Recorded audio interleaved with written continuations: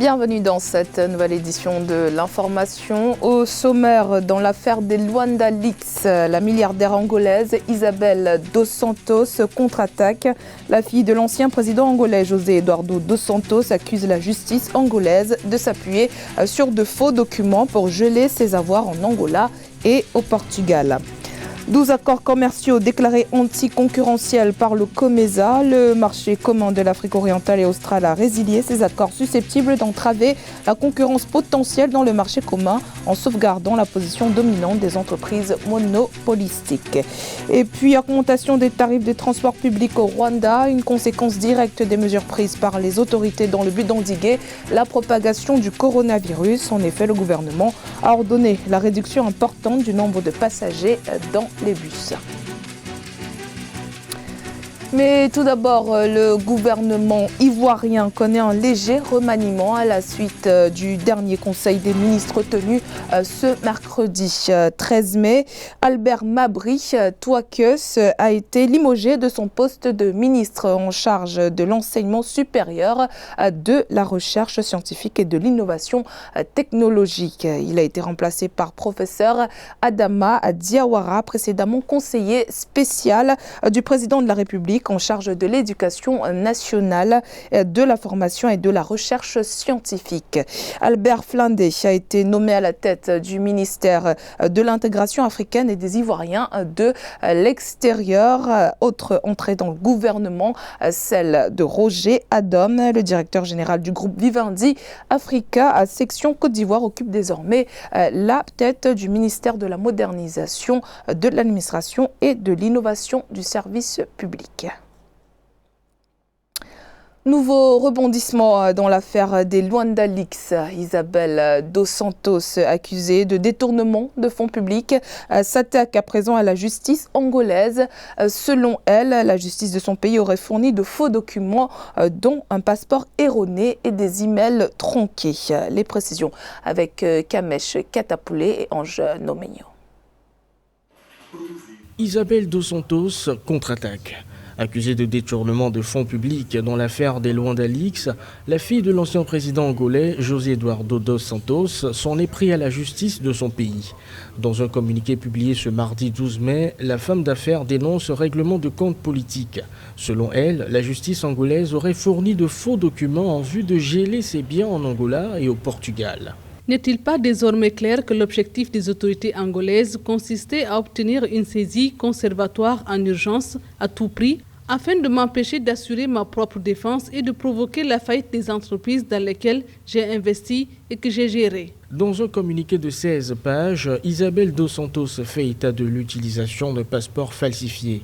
Fait surprenant, le document édité à son nom ne présente non pas sa signature, mais celle de Bruce Lee, célèbre acteur et spécialiste des arts martiaux, décédé en 1973. Je crois que le temps a fini par avoir raison de dos Santos et de sa famille. Un exemple que l'on peut donner d'un régime qui s'est établi dans la durée et qui a connu toutes sortes d'abus, de détournements, de corruption, et avec les enrichissements illicites. Et donc aujourd'hui, la leçon qu'on peut tirer, c'est qu'en fait, il n'y a plus d'impunité. Quand on est au pouvoir, il faut savoir mieux gérer son pays. Le ministère public angolais, quant à lui, n'a pour le moment pas réagi à ces accusations.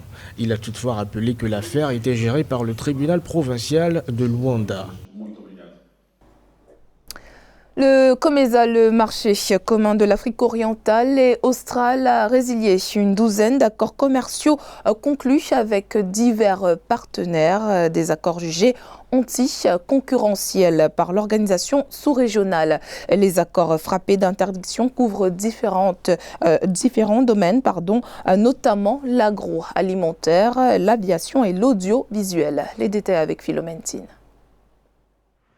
Conformément aux règles de la concurrence qui existent dans le cadre du marché commun de l'Afrique orientale et australe, COMESA, l'organisation régionale a décidé de résilier 12 accords commerciaux conclus avec divers partenaires qu'elle juge anticoncurrentiels. L'agroalimentaire, l'aviation et l'audiovisuel ont été notamment les domaines concernés. La pertinence est toute simple, c'est la capacité à pouvoir attirer des opérateurs économiques de divers horizons qui ont la capacité de développer les pays. Tout compte fait, on réserve un marché à un groupe d'opérateurs économiques lorsqu'ils ont la capacité de mettre en valeur ce potentiel économique. S'ils ne le sont pas, il faut être en mesure de pouvoir l'ouvrir et donner l'opportunité à ceux qui, même s'ils sont d'un autre cercle, sont capables de pouvoir donner une plus-value. Susceptible d'entraver la concurrence potentielle dans le marché commun en sauvegardant la position dominante des entreprises monopolistiques, de surcroît, ces accords anticoncurrentiels risquent de diviser le marché commun COMESA, d'après l'organisation régionale. De mon point de vue, l'Afrique doit rester cohérente avec elle-même. À partir du moment où l'objectif est d'avoir le grand marché ouvert, il va falloir qu'on comprenne que les anciens arrangements régionaux devront être en mesure de céder la place au grand arrangement continental. Et c'est dans ce sens-là que progressivement, la libre concurrence doit être considérée comme étant la règle sur l'espace africain. À noter que parmi les interdictions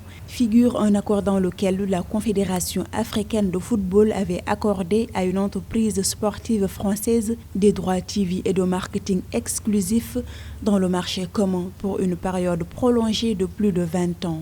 Par ailleurs, entre autres objectifs, le COMESA se réclame d'une union douanière entre 21 pays membres d'Afrique orientale et australe. L'État tunisien a besoin de 5 milliards d'euros pour boucler son budget selon le Premier ministre Elias Farfar. La Tunisie, qui a déjà reçu une aide d'urgence de 745 millions de dollars en avril dernier du FMI, est en négociation avec ses partenaires pour réunir cette somme.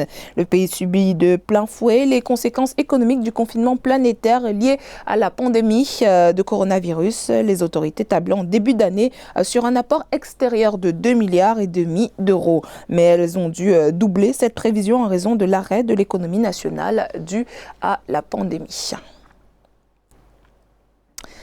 Les lourdes conséquences de la crise sanitaire que traverse le continent africain, comme d'autres régions dans le monde, devraient entraîner une baisse de 2,8% de son PIB en 2020, selon les estimations de la Banque africaine de développement. Cette forte baisse s'expliquerait notamment par l'impact de la pandémie sur le commerce mondial et ses répercussions sur les économies africaines. Les économies africaines risquent de sombrer sous les lourdes pressions budgétaires qu'elles subissent aujourd'hui avec le coronavirus. Les précisions d'Aïssa Toubari. Le choc du Covid-19 réduira davantage la marge de manœuvre budgétaire de l'Afrique. Selon la BAD, la pandémie a déjà entraîné la baisse des recettes d'exportation, des matières premières comme le pétrole et le gaz, ainsi que la chute des activités des secteurs du tourisme et des transports aériens, ce qui entraînera une baisse du PIB de 2,8% en 2020, soit entre 22 et 88 milliards de dollars. Le choc du Covid-19 réduira davantage la marge de manœuvre budgétaire du continent, étant donné que les déficits budgétaires devraient se creuser de 3,5 à 4,9 points de pourcentage et augmenter le déficit de financement de l'Afrique de 110 à 154 milliards de dollars supplémentaires en 2020. Afin d'éviter l'effondrement pur et simple des économies africaines, la banque a engagé une série de mesures incluant une facilité de réponse rapide au Covid-19 de 10 milliards de dollars ainsi qu'un emprunt social obligataire de 3 milliards de dollars levé sur les marchés financiers internationaux.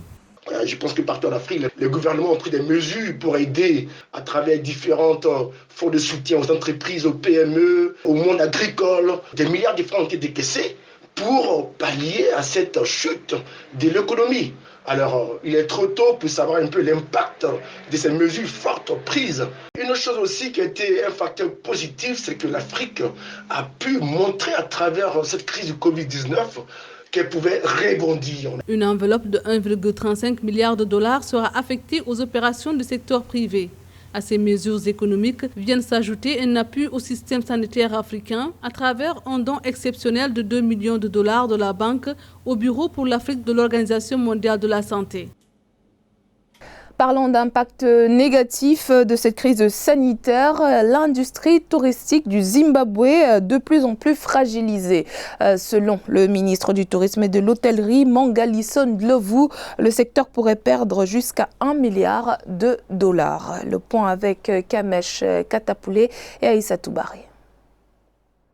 Au Zimbabwe, le secteur touristique est durement impacté par la pandémie de coronavirus. Jeudi 7 mai, le ministère du Tourisme et de l'Hôtellerie a indiqué que l'industrie du tourisme pourrait perdre plus de $1 milliard. Une situation qui ne pouvait pas plus mal tomber pour le secteur touristique déjà en difficulté. En 2019, les arrivées de touristes ont en effet baissé de 11% par rapport à 2018. Le secteur du tourisme du pays pourrait perdre jusqu'à $1,1 milliard en raison des restrictions de voyage liées au Covid-19 qui ont paralysé l'industrie du voyage. Selon le ministère du Tourisme, 3 scénarios sont possibles. En fonction de l'évolution de la pandémie sur le territoire, le Zimbabwe pourrait perdre jusqu'à 30, 60 ou 85% des arrivées de touristes. Face à ces chiffres alarmants, des mesures ont été prises par le gouvernement. Parmi elles, la création d'un fonds renouvelable de tourisme où le capital d'amorçage sera chiffré à $20 millions. Le Zimbabwe fait ce que beaucoup de pays devraient faire, simplement que le tourisme zimbabwéen reprendra d'abord si les Zimbabwéens eux-mêmes décident de visiter leur propre pays. Ça veut dire qu'en fait, ce sera le tourisme domestique qui sera le premier point de départ. Alors simplement après, quand les voyages vont être ouverts et quand les déplacements vont recommencer, ils pourront devenir une destination attractive. Et pour ça, il faut bien plus que $20 millions pour être en mesure de pouvoir faire du travail de fond et être en mesure d'attirer des gens. Pour faire face à cette crise économique, le président Emmerson Mnangagwa avait annoncé le 1er mai un plan de sauvetage économique de $49,7 millions.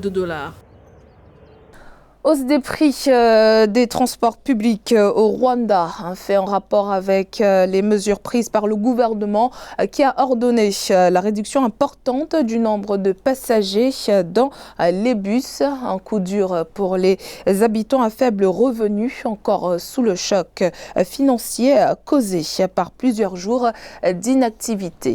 Frate Ndakia Isanga depuis la capitale rwandaise. C'est une annonce qui a frappé de plein fouet une partie de la population après plusieurs semaines d'inactivité. La hausse des prix de transport qui a commencé avec le lancement du déconfinement progressif au Rwanda est venue accentuer les multiples conséquences du nouveau coronavirus dans le quotidien des Rwandais, surtout les plus démunis. Normalement, je payais 220 francs pour rentrer à la maison et maintenant je paye 318 francs. Donc une hausse de près de 100 francs par trajet. J'ai entendu dire que pour certaines connexions, le prix a presque doublé. C'est vrai que c'est un coup dur pour nous, mais on ne peut pas trop nous plaindre. Il faudra par conséquent réduire le nombre de trajets dans la mesure du possible, en espérant que tout ça finisse vite. Selon les autorités rwandaises, cette hausse est due à une réduction importante du nombre de passagers par bus, une mesure imposée pour lutter contre la propagation éventuelle du coronavirus. Une réduction qui va jusqu'à plus des 2/3 du nombre de passagers pour les grands bus. Dans tous les bus, une place sur 2 est vide. Pour les grands bus, le nombre a considérablement diminué car il y avait beaucoup de passagers qui se tenaient debout et maintenant ils ne sont plus de 5 ou 6. Nous faisons de notre mieux pour expliquer aux gens qui n'ont pas encore compris, mais la plupart comprennent la logique.